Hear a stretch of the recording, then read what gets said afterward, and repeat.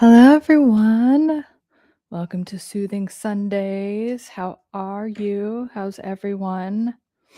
We'll get started in a minute. I'm going at a different time today because I have plans this evening. So we're starting a little bit earlier.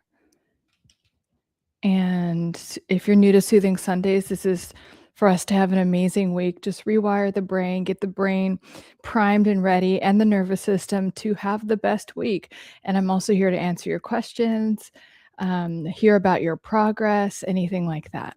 So, and I know a lot of people that usually are here for Soothing Sundays might not because of Mother's Day. And if you are celebrating Mother's Day, I hope you're having a wonderful time if you're watching this later. And if you are a mother, happy Mother's Day to you. Hi, I comment to make you angry. Hello, how are you? You're not celebrating Mother's Day? I mean, obviously I'm not either at the moment. But anyway, so yeah, I'm going to go over another neuroconditioning affirmations to have an amazing week and just regulate your nervous system. Sometimes this can happen on autopilot. You guys, your brain is like, it's Sunday scaries, and it starts spiraling in that direction just because that's what you're used to. And so we're just reprogramming the brain. We're creating a new baseline state and a new habit. So now you can start associating Sundays with like joy and peace and like, oh, it's going to be a great week and something to look forward to. And that also primes your brain to think a lot more positively about your life as well. So it's good to do that in a lot of ways because everything is the meaning that we assign it. It's not actually what it is. It's the meaning that we assign it. So even trauma is that way. And they've studied this a bunch. Why is something that's really traumatizing to someone not to someone else? We have different associations, and maybe you were upset about something and you're not. Have you ever, had gone through a breakup and at the time it just felt horrible and then now it's not? It's because your brain has associated something different with that experience or relationship. So that's all that's all we're doing here on Soothing Sundays is priming your brain and nervous system to have a wonderful week. And so you come back next Sunday and tell us about all of your wins for the week. And I love you guys when you guys celebrate your wins, like what you're working on for the week, and then also celebrating anything that you did. That please write it in the comments and we will cheer you on for that, because that's always what we're trying to do. If you are at any of the live streams, that's what we talk about a lot. It's like, okay, what are we reprogramming our brain, like kind of like an upgrade, right? If your brain is a computer, you want to refresh the app or get rid of old apps that aren't just running in the background that are draining your energy. It could be a resentment, it could be anything like that, like the app of the brain. Any kind of self-judgment, we want to clear those out and make space for the good stuff. So when I go live, which is twice a week, we're doing that. And so Sundays is about reprogramming the brain to have an amazing week. So last week I did affirmations, and you guys have been really liking the affirmation content. So I am going to do more of that. So these are affirmations. I did 2 posts. One was an affirmation, through like neuroconditioning affirmations to rewire your brain for prosperity, and the other one's for relationships. Those are separate posts. This one that we're doing now for Soothing Sundays is neuroconditioning and affirmations to rewire your brain and nervous system to have the most amazing week. So I'm going to say them first to you, and then you can repeat them to yourself. You are going to have a beautiful, joyful, and abundant week.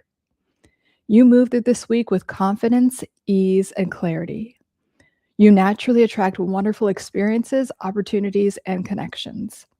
You are aligned with success, happiness, and prosperity every day. You radiate energy of love and inspiration wherever you go. You experience harmony, fulfillment, and excitement all throughout this week. You are supported by endless abundance, prosperity, creativity, and expansion. You celebrate yourself, your growth, and all of the amazing things that are going to unfold for you this week. You feel energized, refreshed, and deeply connected to your highest vision. You receive love, blessings, joy, and abundance with an open heart and so much gratitude continuously. It's just continuously coming in for you. And now, and this is for deeper programming, I'm going to say it in the first person, and you could say it out loud or to yourself. I am going to have a beautiful, joyful, and abundant week. I move through this week with confidence, ease, and clarity. I naturally attract wonderful experiences, opportunities, and connections. I am aligned with success, happiness, and prosperity every day.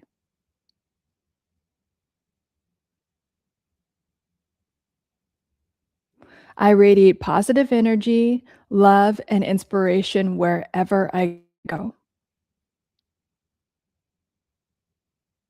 I experience harmony, fulfillment, and excitement all throughout the week.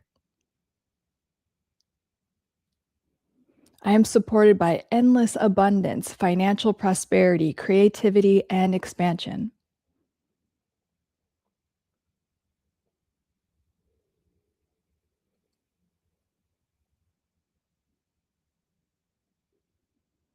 I celebrate myself, my growth, and all of the amazing things that are unfolding for me.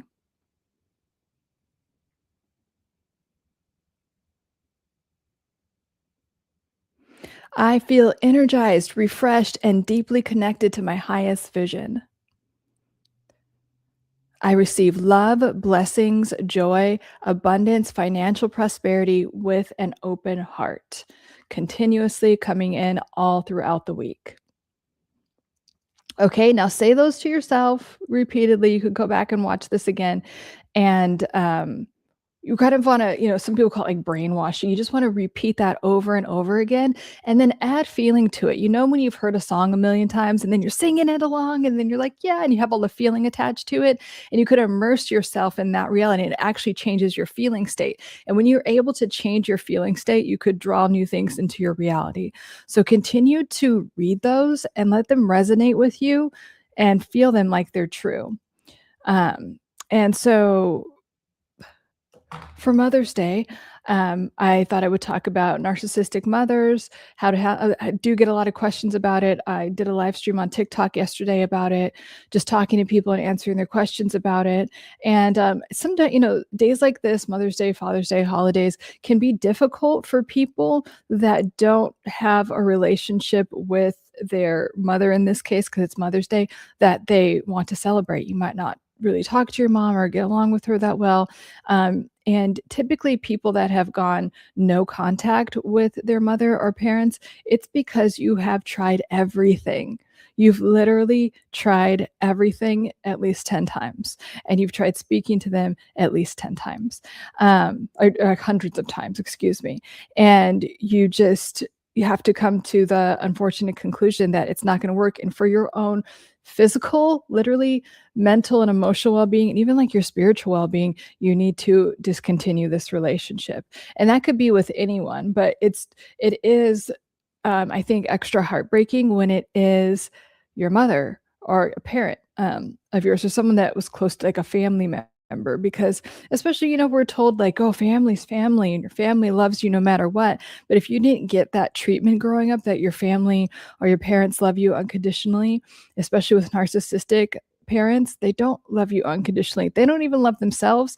And I don't really even think they're choosing to not have the capacity to love their children, because everything is about them and offloading all of their guilt and shame onto the people that are closest to them, like narcissists always do. The closer you are to a narcissist, the more you get the real side of them. And then the more shallow, superficial relationships, they're so nice and charismatic and all funny, all of the things that you wish they were all the time. So, but in terms of narcissistic mothers or narcissistic parents, there is this extra grieving process that you go through that you don't even realize is a thing until you're an adult, because you look back and you're like, I never got the mom that I wanted. Yes, maybe she was physically there, but she didn't give me that love or that motherly, maternal, like, energy that I needed. She didn't tell me I was beautiful. She didn't do all the things that mothers do or provide safety and emotional security. They just don't have the capacity. They're choosing to not have the capacity to do that. It presents like, oh, they did their best and they didn't have the capacity to do that. They did what they wanted to do.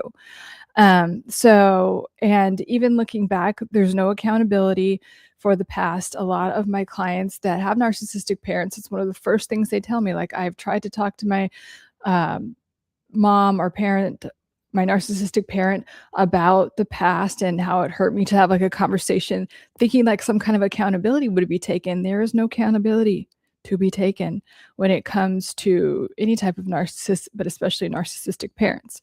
But we do expect more from our parents, especially because we're socially conditioned to believe that they love us unconditionally and they're supposed to always be there for us. So that would include accountability and a fair. And unfortunately, they're not able to do that. So there is a grieving process that's attached to that. And it literally is all the stages of grief. First, it's like denial, like, oh, this isn't going on. I certainly had that. Even when friends of mine would point it out, they'd be like, oh yeah, your mom's really kind of mean to you and jealous of you and stuff. And I'd be like, oh no, like, and then it really does hit, and it's embarrassing too, right? Because you also don't want that to be the case. You want to have like a normal mom or parent, and they're choosing to not do that. They're choosing to be in their misery and pain and project that onto you, and like their drama addiction, because all narcissists have drama addictions. So, and that's embarrassing too as a child. So they're choosing to do that. And then going back and forth, of course, the debating with them, like, okay, if you do this, can you just be a normal parent? Or even a lot of children of narcissistic parents, they think it's on them, and that they can control reality or the parent's behavior. So like, okay, if I just get all A's, if I'm just a little bit better, if I just never say anything, if I'm just perfect, if I'm all of these things, then maybe she won't do that. Because the narcissistic parent, another way they don't take responsibility for their behavior, if they like rage or do anything that they're not supposed to, it's your fault. You made me do that.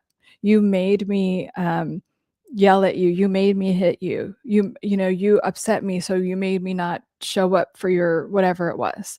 Or it's not a big deal. If they did do it and they can't find any way to deny that it happened, it's like, it's not a big deal. That's not how it went down. There's all these forms of not taking accountability, which is very difficult and heartbreaking as well. So all of those things, I just want you to know that you're not alone. And all of those things, unfortunately, are par for the course. They're very normal when you have a narcissistic parent.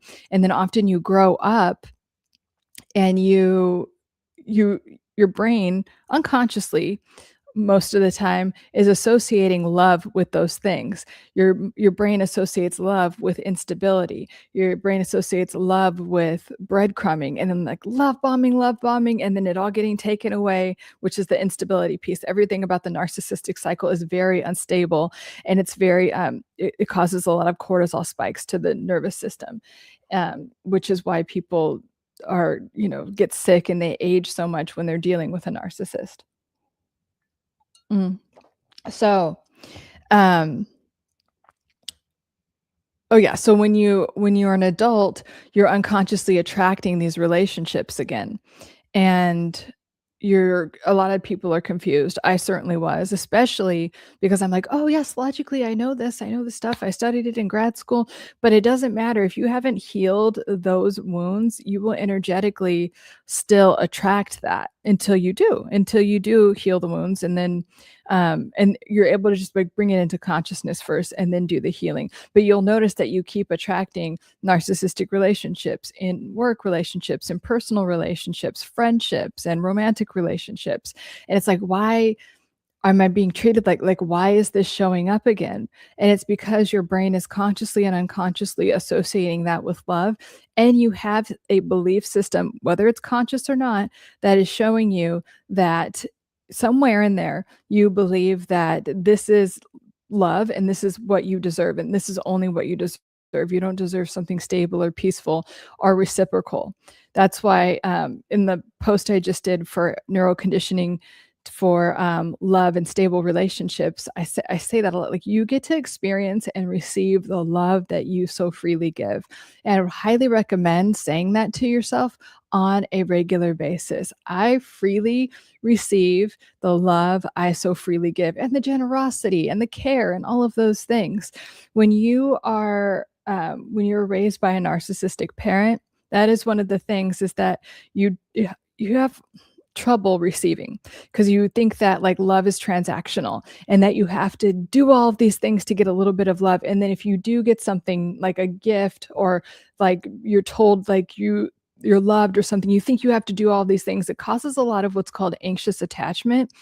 So you feel like when you have something good happen to you, or when love is showing up in your life, or someone is just nice to you, that you have to go over, like you have to really perform, like love is transactional. We kind of think that, not that you're a transactional person, but you think that in order to keep someone, if you sorry, I'll read that in a minute. You feel like in order to keep someone, that you have to earn their love, because your narcissistic parent told you consciously or subconsciously or through their actions that you are not lovable, because they don't feel lovable. All narcissists hate themselves.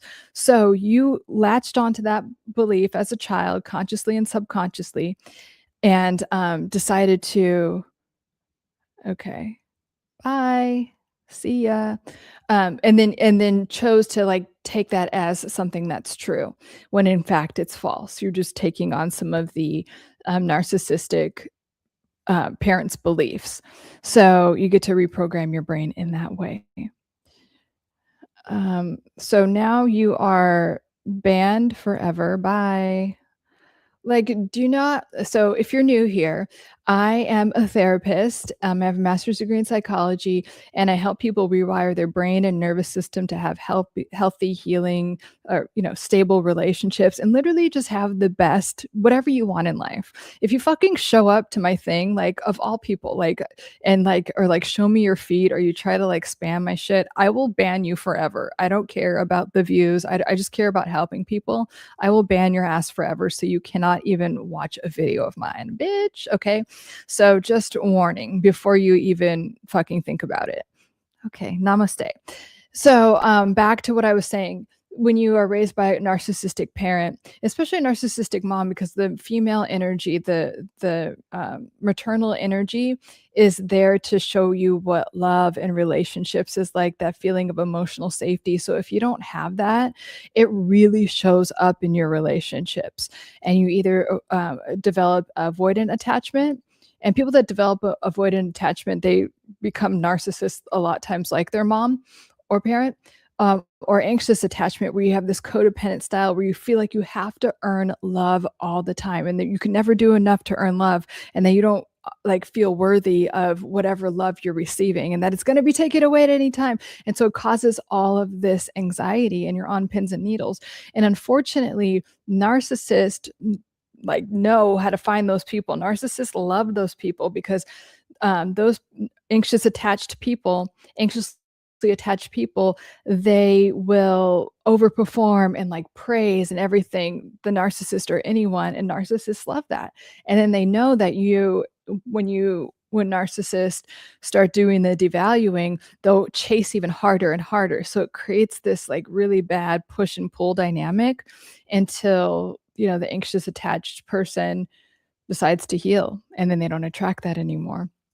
But it's really hard, and it's really, if you do have anxious attachment, like, I'm here for you. I'm here to support that, because it really feels debilitating, and it feels really scary. It feels like I love this person and it could be taken away at literally any second. So I want to check on them all the time, and I want to do more for them, and I want to blah, blah, blah. And in fact, that typically pushes people away, or it'll attract a narcissist or toxic person that will manipulate and control you and take advantage of that. But both of those things are not real love, right? Like, even the anxiously attached person desperately wants love, but isn't really available for real love and connection, because they think they have to earn it. And they think that a lot of anxiously attached people feel that love is dangerous, because it's going to be taken away or they're going to be punished or like something bad's going to happen. So once you uncover all of those things, whatever your underlying fear-based beliefs are about love, if you're able to look at them and journal them, and if you aren't aware, look what's going on in your relationships that you don't like. Do you get abandoned? Do you get really annoyed and feel like, oh, they're smothering me, so you do stuff to push them away? That's avoidant attachment. Look into that. No shame, no shame, especially if you're here. That means you want to be better. So it's just something to look at. And again, if you have any questions about mental health, relationships, narcissist, like anything like that, please let me know any questions that you have around your self-development. And then also any wins for the week, anything you want to celebrate for the week, and any intentions that you might have for the week. So definitely want to support those. And I'm going to look at the other questions. When I live stream, I also bring in questions that people ask me in my comments and DMs on my content. Oh, the scarcity thing. Oh, yes. Yes, yes, yes. Okay, so when we grow up with a narcissistic mom or dad, we have these underlying beliefs around scarcity that limit us financially and otherwise. It's like there's scarcity in every area of life. Like there's not enough love, there's not enough money, there's not enough anything, right? Because narcissists, one, I don't know if you've ever noticed, if you have a narcissist in your life, they're hoarders. They hold on to everything. They're very cheap. Like a lot, oftentimes they're cheap, or a lot of times if they're not cheap up front, like that's part of the love bombing, they'll like spend a lot of money and then they'll like start cutting it off and be like, well, you need that. I just got you something that's expensive, like all this stuff. So there really is an underlying thing of scarcity somewhere with a narcissist. So when you grow up with a narcissistic parent, you have this underlying belief that I don't deserve that. I'm not worthy of that. This is hard to come by. And like, and maybe you actually did grow up with like less money plus a narcissistic parent, then it doubles that, right? Because then what I've seen with people that maybe grew up with not that much money and they have a narcissistic parent, the child somehow thinks it's their fault because the narcissistic parent was like, they just feel overburdened by the child mere existence, right?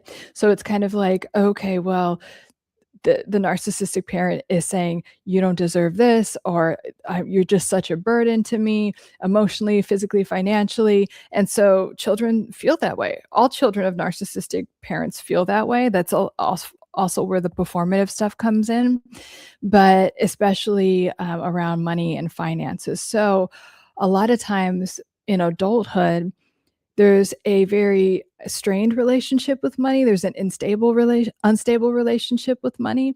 There's a chasing and anxious attachment energy with money. So not only do you have anxious attachment with in your relationships and romantic relationships where you're worried about them leaving all the time and feel like you have to do so much to earn them, you do that with money too. So with your relationship with money, you overwork and you're working yourself to death to just earn a minimum wage or whatever it is, even if you're really talented or smart or really good at what you do. Have you ever noticed that people that have codependent tendencies, they will work extra hard to get like a little bit of something. Meanwhile, someone that's more on the narcissistic side, this is why I use Kim Kardashian as an example. Whether you like her or not, it doesn't matter.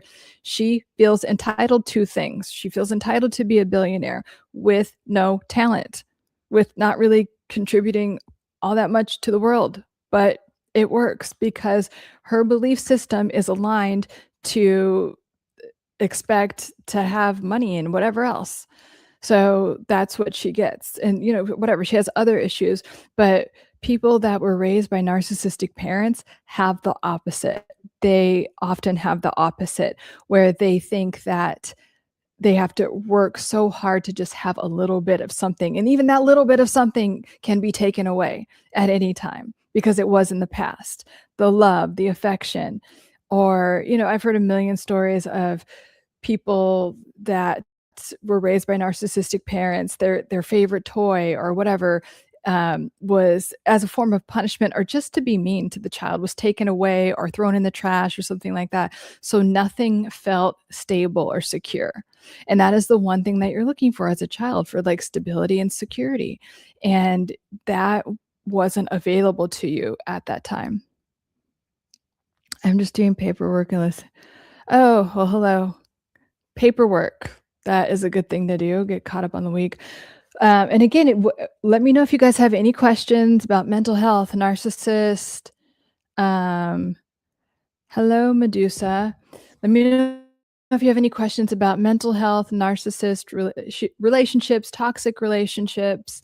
That's what I specialize in helping you guys reprogram your brain and nervous system for healthier relationships and literally to get whatever you want out of life, right? Because oftentimes we get stuck in these feedback loops that aren't serving us. And we're like, why do I keep getting the same result? And you're freaking trying hard. You're not like complaining, like, have this. No, you're like, what am I doing wrong? And we just need to reprogram something in the brain, something in the subconscious mind, which can easily be done. And I say that because I feel like a lot of industries don't want you to know how easily your brain is so powerful, and you do have that much. It's your brain, right? And so you have the power to change your life, any aspect of your life, health, wealth, relationships, career, anything, by just reprogramming your brain and nervous system.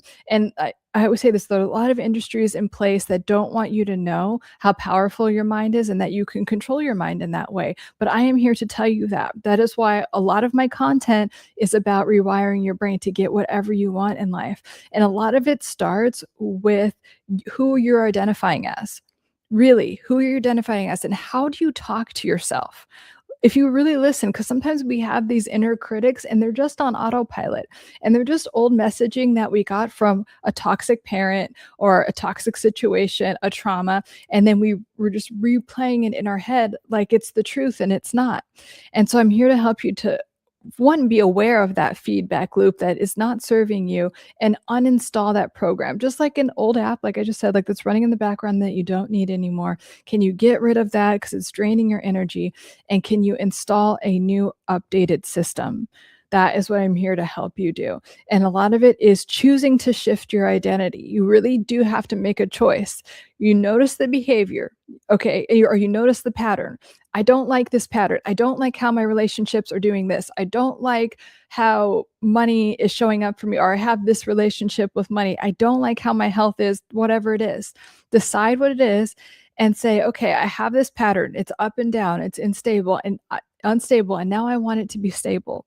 I want to have consistently good health. I want to have consistently X amount of dollars in my bank account. And that just grows and grows and grows. All of my relationships, they get to be consistently healthy, stable, secure, loving, and supportive.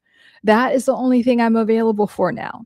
When you start to identify, like just draw a line in the sand, and I don't care if your reality is not showing you that right now. You get to decide in any given moment, this is my new reality. I am shifting my identity to this. That's why when I give you affirmations to do, I say them in the first like I'm talking to you. You have this, but then I ask you to repeat them like I am, because I am is very powerful. When you say I am, you start to create a new neural pathway in your brain. And even if you're just saying it without any, like if it's kind of robotic at first, and then you start saying it with more and more feeling, you start to create a new identity. And you really can't have anything in your life show up consistently, like for good, if you don't have that somewhere rooted in your identity.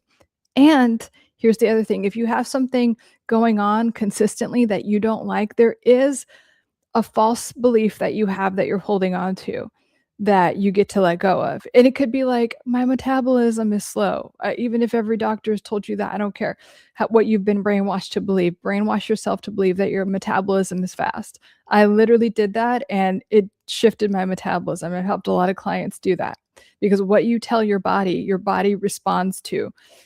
Your thoughts, your cells respond to every thought in your body. And they've done studies on this. People that worry about cancer or worry about something get that. And I've talked about the multiple personalities, like when someone has multiple personalities, which is called dissociative identity disorder now. But like they'll be in one personality, and then that personality has cancer, like literally has cancer, tested has cancer, and they shift to another personality. There is no detection of the cancer. That is wild, you guys. If you ever doubt how powerful your mind is, go look into the studies on dissociative identity disorder and how you can literally have two personalities in the same body can have a disease. Like they've done one on AIDS or cancer. Like look at it, go ahead, and it just is not there in the other one. So I'm here to help you with that in any way with neurological reprogramming techniques.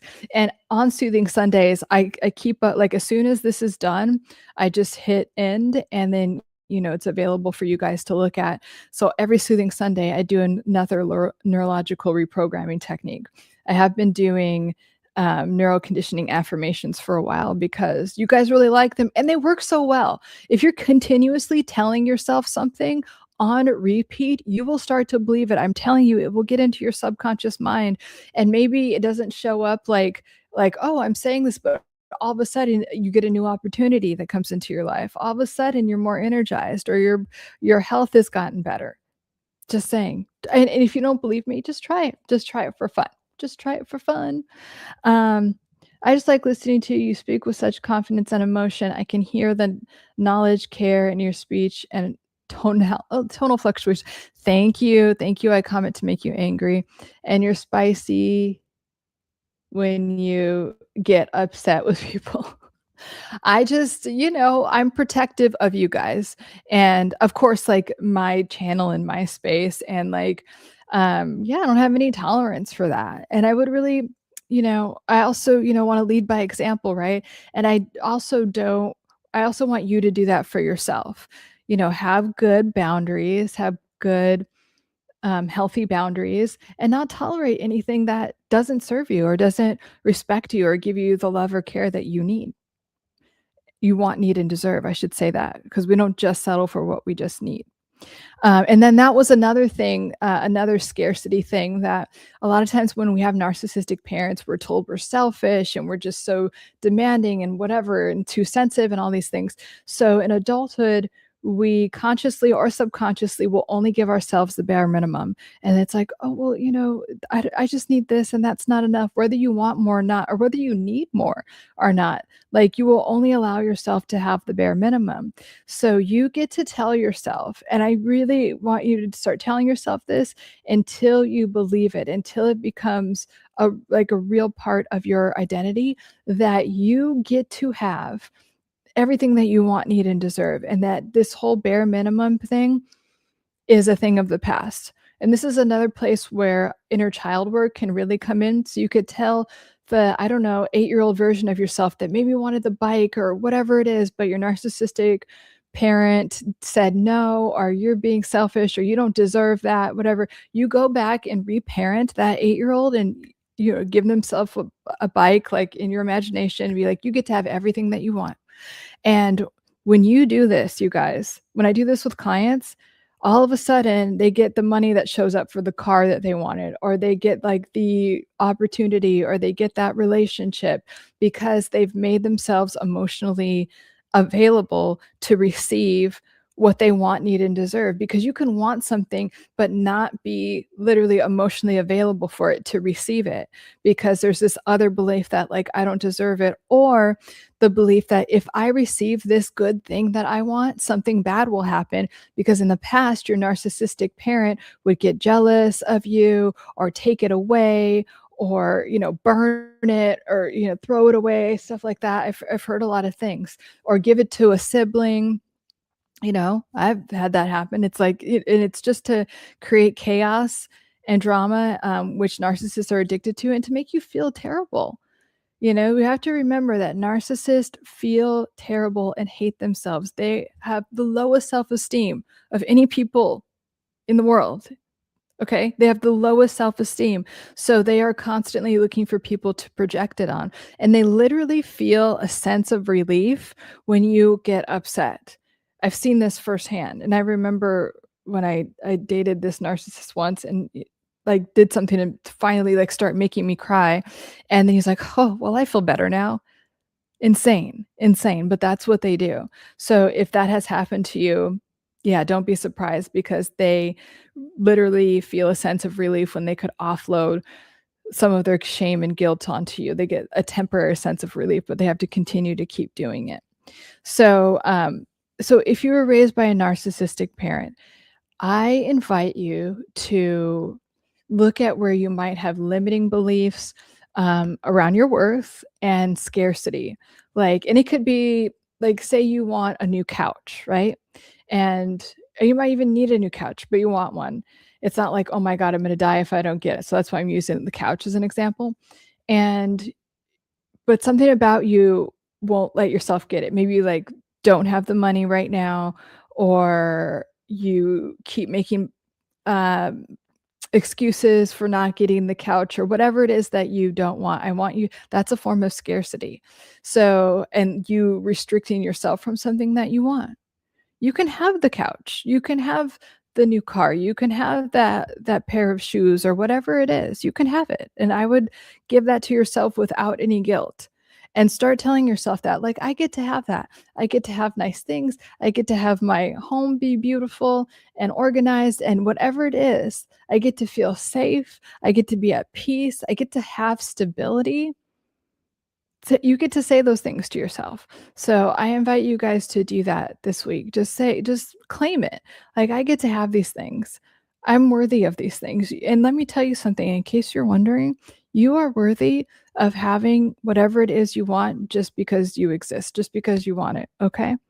And the person, like, and I, whatever you call God, source, universe, whatever you call it, that's what they think about you. That is, you get to, you don't have to earn anything. You don't have to overperform. You don't have to do any of that. You just have to show up and be you. That's it. You just have to show up and say thank you, and it's already yours.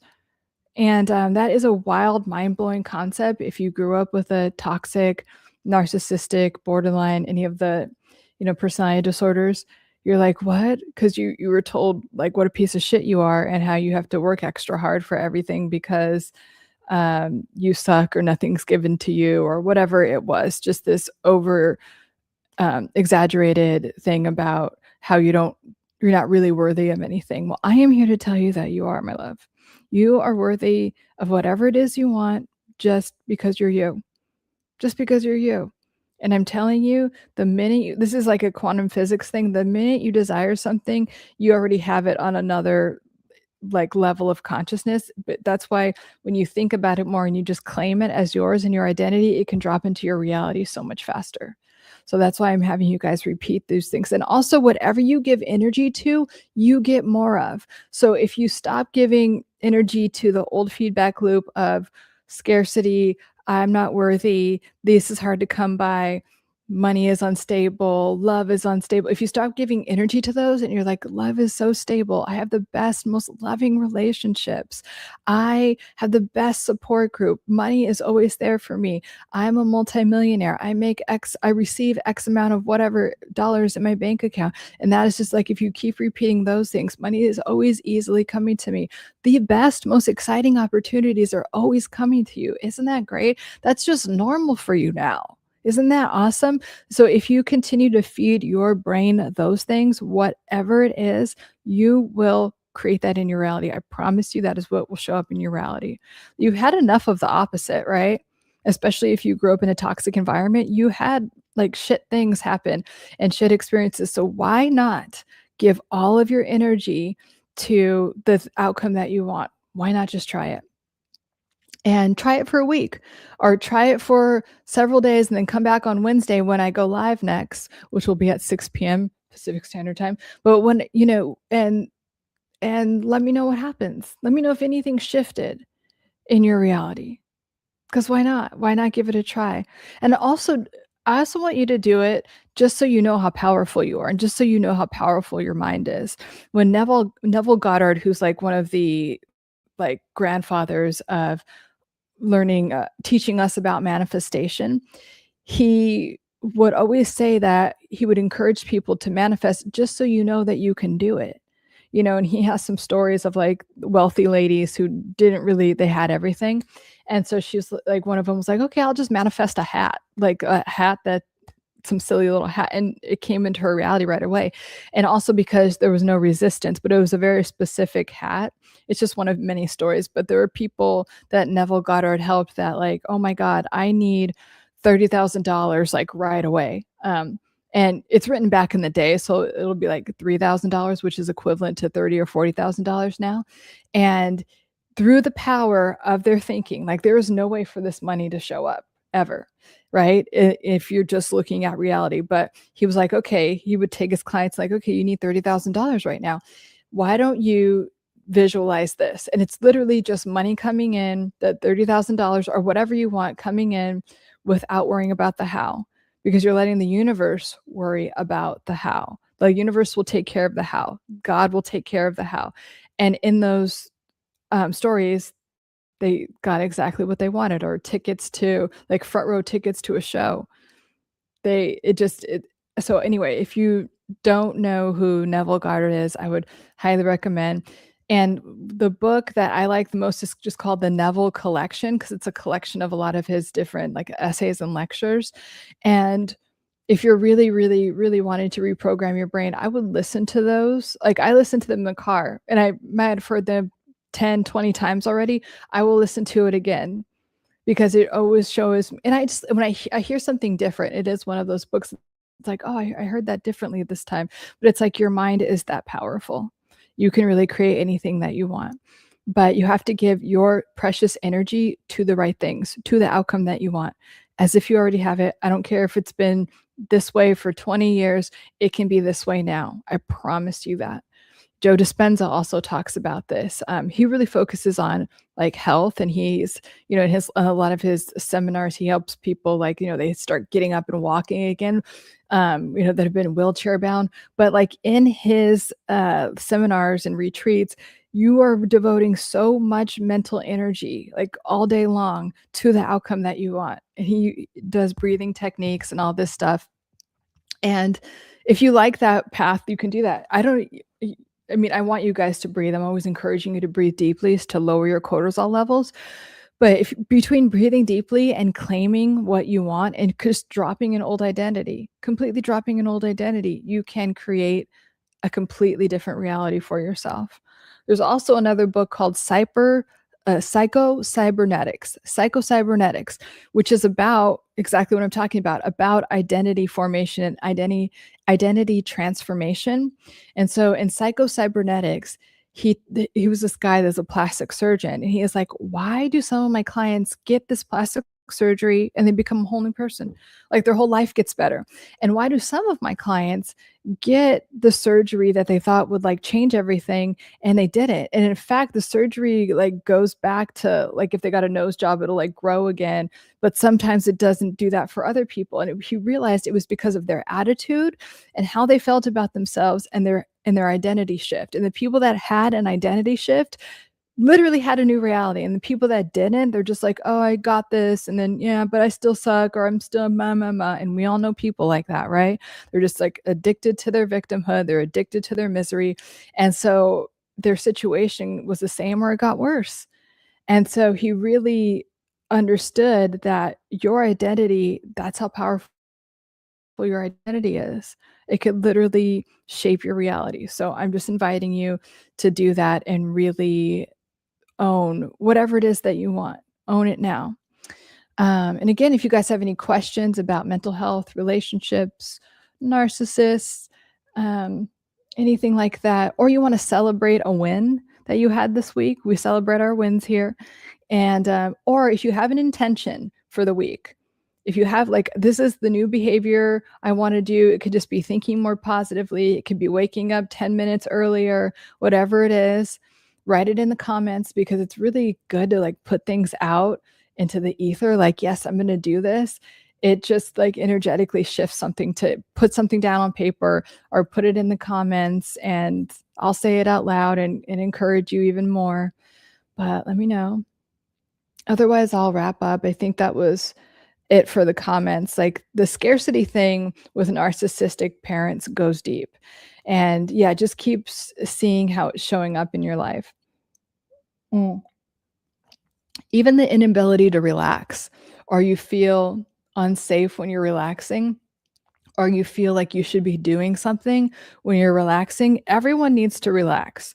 Your nervous system, and I'm not talking about numbing out. There's a difference. I'm talking about you're doing something that your nervous system likes. So it could be taking a bath, it could be watching a show. But there's a difference between watching a couple episodes of a show and laughing and then going to bed, and then numbing out till like 5 in the morning. That's numbing out, right? Where you're just binge watching to avoid something or to suppress something. But when you do feel unsafe or you're judging yourself for relaxing, that is a form of scarcity that could have been formed in childhood from a parent telling you that you need to work harder, that you're not enough, all of those things. So they show up in these sneaky ways in adulthood.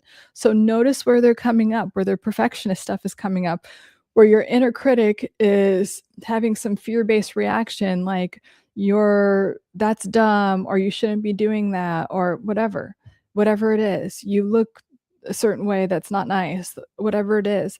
Where is your inner critic doing that? And it's making you not feel good about yourself. But yeah, any other questions or comments? If not, I'll wrap up. Again, if you're watching this later, happy Mother's Day to all the mothers. And if you are non-contact with your mom or parents, you're in the right place, because you can definitely get a lot of healing here done. A lot of my content is healing from narcissistic relationships, whether it's from your parents or a romantic relationship, healing from narcissistic relationships, and thriving after them. A lot of content that's out there is about like, okay, here's how to get over it, and it's this like hyper focus on the narcissist. That's what I was noticing, and that's why I created my program around healing from narcissistic relationships, because the first word in that program is thriving after narcissistic relationships and toxic and abuse, like, because and toxic relationships, because I want you to thrive. We always have to learn from any type of relationship we have. And so what did that teach you about yourself? And then from there, can we thrive? Because a lot of times when you hit rock bottom like that, it's kind of like, okay, I never want this to happen again. And so boom, I am ready to jettison, to take off to another level and be the best version of myself that I can, because that toxic relationship was really holding me down. Toxic people want you to stay down. They want you to suffer. They want you to not be in a good place, because they can feed off of you. They can manipulate and control you, and it makes them feel good. Your suffering makes them feel good. So they don't want you to be better. So when you come to me, whether it's one-on-one or in one of my course on this, your intention I want for you is to thrive, and I am creating a safe container for you to thrive in any of my content here, any of my videos, and in my course, especially because it's really focused on that. I want you to like have everything that you want in life, know it's possible, and then literally have anything that you want in your life. Rich Auntie, thank you. Happy Mother's Day to you. Thank you for this video. Oh, of course. I love that name, Rich Auntie. You are so welcome. Yeah, if you have any questions, let me know about relationships or toxic relationships or mental health. And if you have any wins to celebrate for the week, let me know. And if you have any intentions for the week, let me know. And please, or let us know, is what I mean. And even if you're not going to write your intentions in the comments, I am sending out the best vibes for you to get whatever you want, to follow through with those intentions, to work out more times this week if that's what it is, or wake up earlier, or just love yourself. Just have positive. That's what I want more for you guys, like, more than anything, is to just be fucking nice to yourself. Be the good friend that you are to everyone else. Do that to yourself, please. Please provide yourself that love. I comment to make you angry. I'd love to speak with you, but someone not going to say who decided oh gosh. Rich Auntie, every moment of every day I am healthier and healthier, and every moment of every day I am wealthy and wealthy and wealthy. I am wealthy and wealthy. Lastly, every moment of every day I give him receive more and more. Yes. Yes, I love that, Rich Auntie. So you get to be in that receptive state, right? Because a lot of us have these unconscious beliefs, or our inner critic is like, no, you don't deserve that, or you, if you do receive it, then you should feel guilty about it. None of that. We just receive with joy and say thank you. I love that, Rich Auntie. Nice. Healthier and healthier. And the Silva method that Jose Silva invented, no, you're fine. I just wanted to make sure I was reading it right. No, you're totally fine. So in the Silva method, one of the techniques that he says, I am every day in every way, I am getting better and better. Every day in every way, I am getting better and better. And then just to repeat that, every day in every way, I am getting better and better. And then you could add healthier and wealthier, just like Rich Auntie is talking about. So I love it. I love it. Let's keep that up. Let's keep, we are every day, we're getting better and better. With every breath you take, you're getting better and better and healthier and wealthier. You are. And you're letting more love into your life, more success, more, all the things that you want. And you get to have them just because you're you, just because you are the precious you. That's it. Isn't that wonderful? Well, guys, it's so good to see you all and hear from you. I'll be back here live streaming on YouTube on Wednesday. And then, follow me on TikTok and Instagram. My intention is to go live on TikTok more. I'm going to do that. That's like outside of my comfort zone. I'm always encouraging you guys to do something outside of your comfort zone.